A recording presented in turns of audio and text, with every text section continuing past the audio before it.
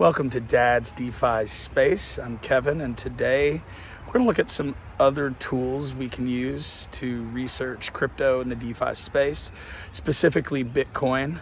We will be looking at lookintobitcoin.com and all the awesome free charts they have available for us to use and how you can use them to help in your investing journey. Let's get started. What we're going to do is use a website that is one of my favorite. I've been waiting to put this into video for about a week, but the link is in every description of every video I have because I use this site a lot, and that's lookintobitcoin.com. Now, I'm not going to have time today to go over every single chart, but I will have time to go over a few. These charts are what I like to look at when I make decisions to either get into a position, whether spot or a liquidity pool or whatever, or when to start laddering out of positions. Because I like to preach dollar cost average in, ladder out, which is laddering and dollar cost averaging are the exact same thing. So some of the charts that I use on lookintobitcoin.com to make these decisions, the first one I'm going to look at is called the Puell Multiple. Now, if you look here, this metric looks at the supply side of Bitcoin's economy. Pretty much it's looking at the Bitcoin mining industry and their revenue. Okay, they're basically what they're doing is they divide the daily issuance by the 365-day moving average. And then you get this chart, and then it's superimposed on top of the Bitcoin price. Now, this is basically the total life of Bitcoin. And as you can see, as this multiple goes up, more Bitcoin miners are unloading their Bitcoin. As this multiple goes down, they are not selling off their Bitcoin, and more Bitcoin is being hodled. Okay, as you can see, it's been excellent at marking market tops. This spike here pretty much caught the top of the first cycle. Here's another one. There's another one. Right, cycle. Then you had a third right here. And as you can see, it kind of topped out. Bitcoin was 16,000 January 5th, 2018, and that was about the same time period that the multiple, well, it was off a little bit. That's probably more, let's say, end of December. During last cycle, which, by the way, you see this little peaky right here where it dipped? That's about where I started to get into the market. Yeah, Bitcoin around early 30,000s. Got my butt handed to me right over here around January of 2022 when the market started to dip down. But as you can see, the Puell Multiple, Bitcoin miners were selling at what a lot of crypto Twitter and analysts believe that was the true market cycle top, which was just around over 60,000. But there was also a second top. But if you look at the Puell Multiple, it goes up during the first, it goes back down during the summer lull, and then goes back up kind of a second time during the second peak. But not near as much selling was going on during this time before the bear market hit. As you can see, there was a lot of hodling down at the bottom of the bear market here. Okay, so this is an excellent chart to use to kind of determine peaks and dips within the market, or at least identify it's way overheated, I need to start selling. It's way too much fear in the market, I need to start buying. All right, the next one I want to look at is another online indicator called the MVRV-Z Score. The MVRV-Z Score is another excellent chart to help us make decisions within the crypto market. The MVRV-Z Score is a Bitcoin chart, and it's using blockchain analysis to kind of determine whether it's overvalued, undervalued, or fair value. So the market value, the price of Bitcoin, is the black line. The realized value is the blue line, right?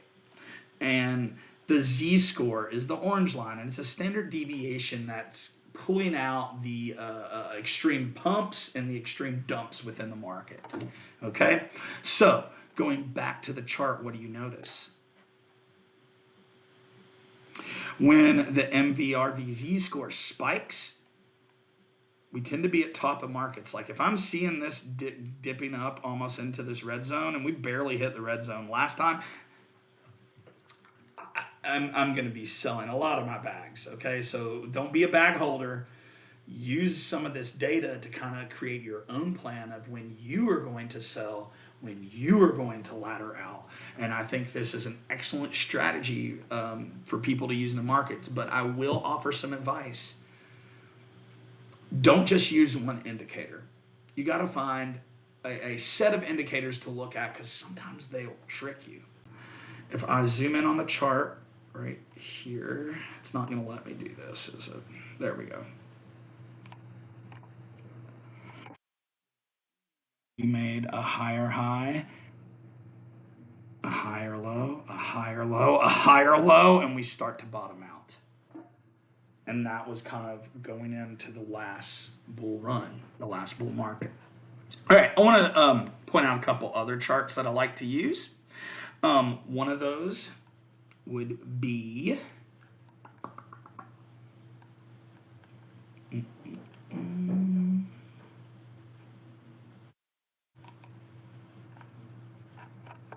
here. I'm going to go back up to their main chart page because there's a series of charts in here that I love to use.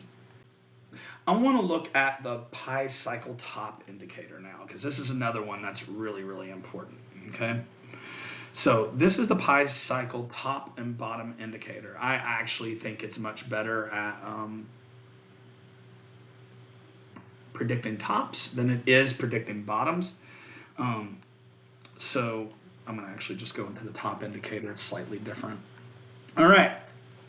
So if you look at the Pi cycle top indicator, it's historically been effective in picking out market highs within 3 days, and it's done this consistently throughout Bitcoin's history. It uses the 111-day moving average and a newly created 350-day moving average times 2. It's the price values of the 350-day and not the number of days, just to let you know. Basically what it does is it can use this metric to forecast cycle tops during market cycles. Now, looking at the chart, you can see how effective this one is. Right here, during our first cycle market top, we hit 230, about 231, and it hit it just about perfectly. Then it did it again here. It did it a third time here. Oops, it did it a fourth time here. Let me go back into the chart. Fourth time here. During last cycle. Now, on the last cycle, it didn't catch the top. It caught the first top. We had a double peak. So none of these indicators are going to be perfect, but many of these indicators can be a useful tool for you to make decisions. Okay, now there's a couple more charts I wanted to look at in here, and that is the golden ratio multiplier and the rainbow price chart. So first, we're going to look at the golden ratio multiplier. This has been an excellent chart also. This one is a chart, and it explores the adoption curve and market cycles, right? It uses a series of different moving averages, the 350 and the golden ratio, which is a Fibonacci sequence. It's kind of complicated, so I'm not going to really get into all those details at this time. But what I can show you is if you look at, let's say, our last 2 market cycles. Let's see if I can get this to work this time. There we go. Perfect. All right, you'll see that 2 cycles ago, we made it all the way up to the top line right here, right? And then during our next market cycle top, right, we hit above it again. But during our second top, we only come up to the green, right? Right now, we've hit the red.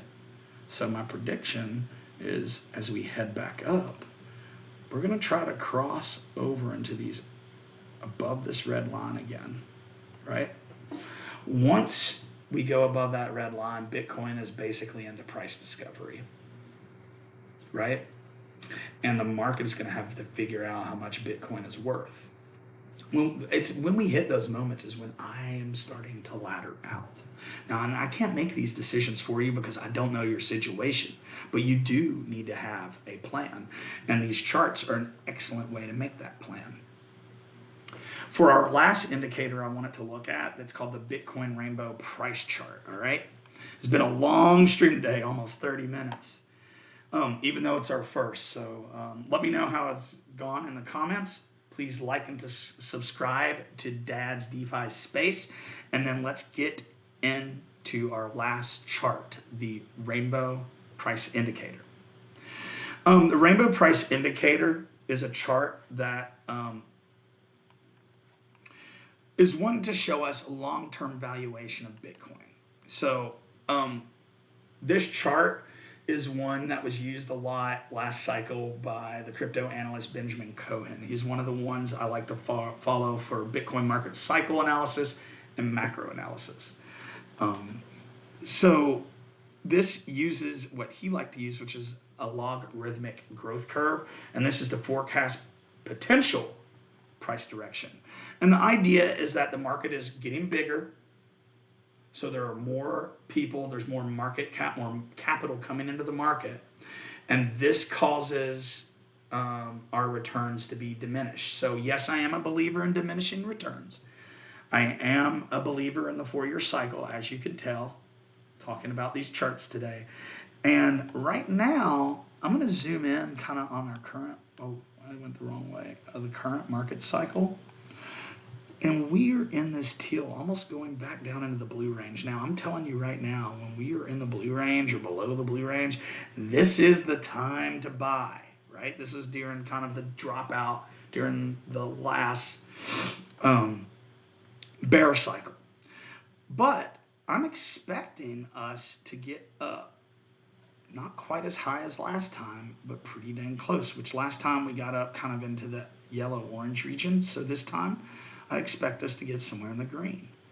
Look at the price. We're going to be, well, I hope we're going to be like around 120.